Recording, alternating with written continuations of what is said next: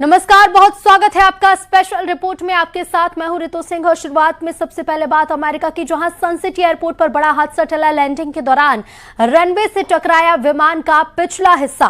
Runway से रगड़ खाते ही चिंगारियां निकलने लगी और पहली लैंडिंग की कोशिश पायलट ने रद्द कर दी। दूसरी कोशिश में विमान की सुरक्षित लैंडिंग हो पाई है। सन सिटी एयरपोर्ट पर बड़ा हादसा होने से टला है।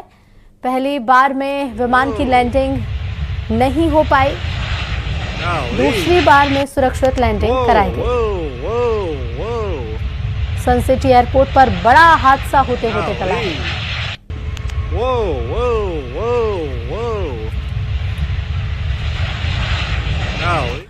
और अब तक ईरान जंग में यूएस ने $37 अरब खर्च किए। सीनेट में अमेरिकी रक्षा मंत्री हेक्सेथ ने यह खुलासा किया कि अब तक जंग में $37.5 अरब खर्च हो चुका है। हेक्सेथ ने कहा है कि अब तक जंग में $37.5 अरब खर्च हो चुका है।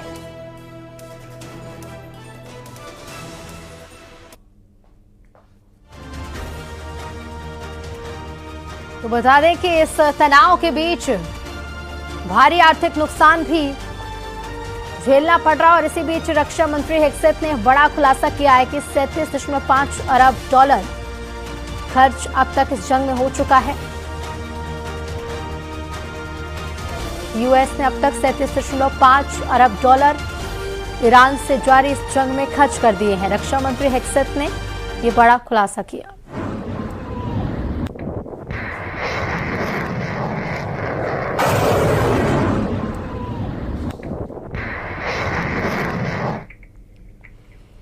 ईरान के हमलों में अमेरिकी सैनिकों की मौत से ट्रंप का दिमाग बहुत ज्यादा गर्म हो गया है। उन्होंने धमकी दी है कि ईरान को सबसे भयानक सजा दी जाएगी। दूसरे राउंड में ईरान से युद्ध में अब तक 100 से ज्यादा अमेरिकी सैनिकों के घायल होने का खुलासा भी हुआ है।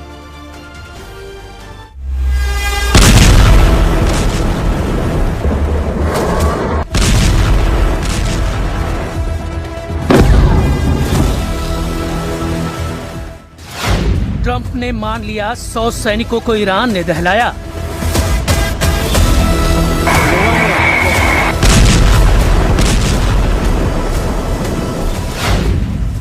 ट्रंप ने कबूल कर लिया, ईरान ने 10 दोस्त देशों को पीट डाला।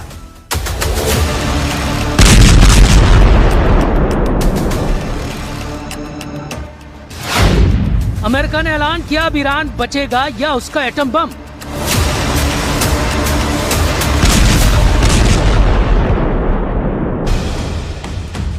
लेकिन ईरान बातें कम, हमले ज्यादा कर रहा है। ईरान ने फिर से कुवैत के एनर्जी और पानी के इंफ्रास्ट्रक्चर पर भीषण बमबारी की है। कुवैत ने जानकारी दी कि उसके बिजली और डिसैलिनेशन प्लांट पर भयानक हमला हुआ है।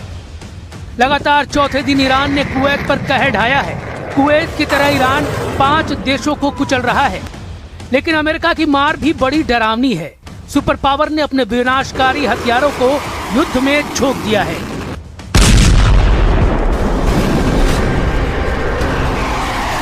जंगी बेड़ों से टेक ऑफ करते जंगी जेट की आग ट्रंप के गुस्से को बयां कर रही है। अमेरिका के जंगी जेटों के हमलों से ट्रंप के तेवरों का पता चलता है।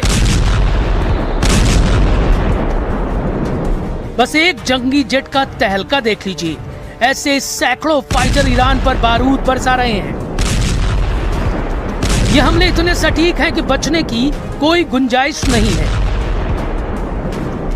लड़ाकू जेट जब मिसाइल दागता है तो ईरान के मिलिट्री ठिकानों को एक धमाके में धूल में मिला दे रहा है। बम विस्फोट इतना विनाशकारी है कि कंक्रीट और इस्पात की इमारतें पिघल रही हैं। इतनी ताकत झोंक कर भी ट्रंप फोर्स ईरान को झुका नहीं पा रही, क्योंकि जैसे ही अमेरिका के जंगी जेट अपने डॉक पर लैंड करते हैं, ईरान मिसाइलें लॉन्च करना शुरू करता है। ईरान की मिसाइलें कब और कहां फटेंगी, इसकी भनक भी अमेरिकी सेनाओं को नहीं लग रही। ईरान हर हमले में नए दुश्मन देश को दहला रहा है।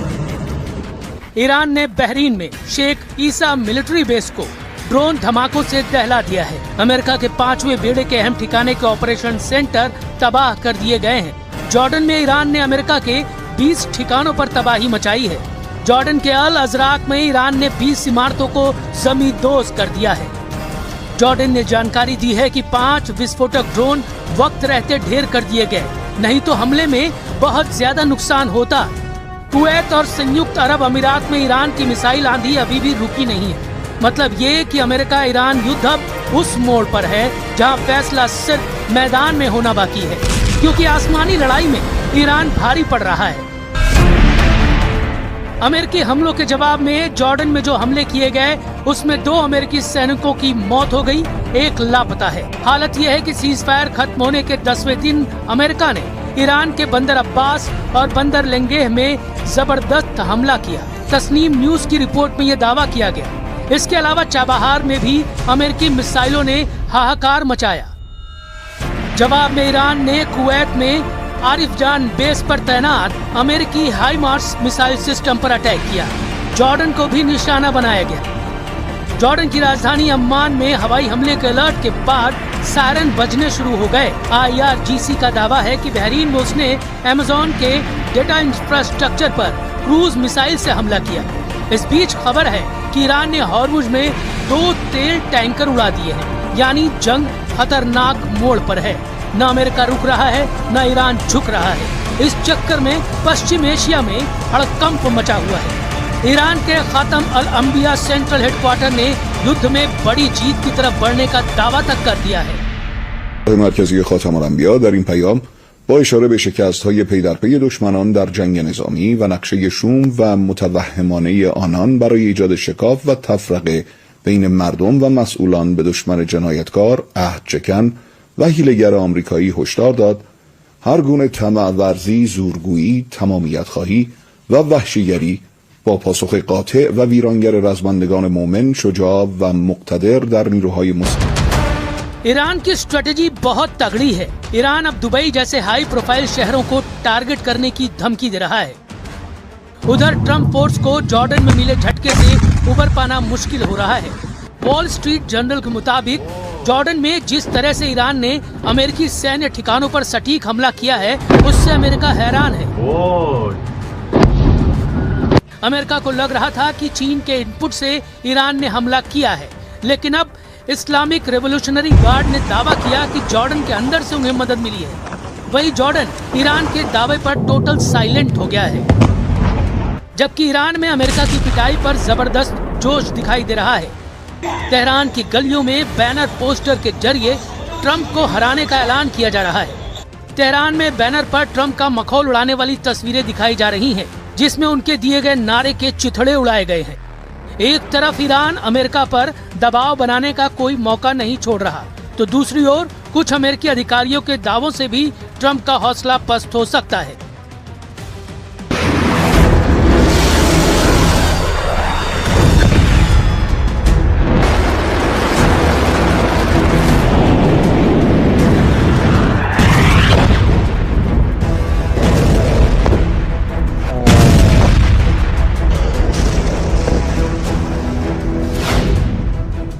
क्योंकि एक अमेरिकी अधिकारी ने दावा किया कि अमेरिका के पास ईरान के खिलाफ लंबा युद्ध लड़ने लायक मिसाइलें नहीं हैं।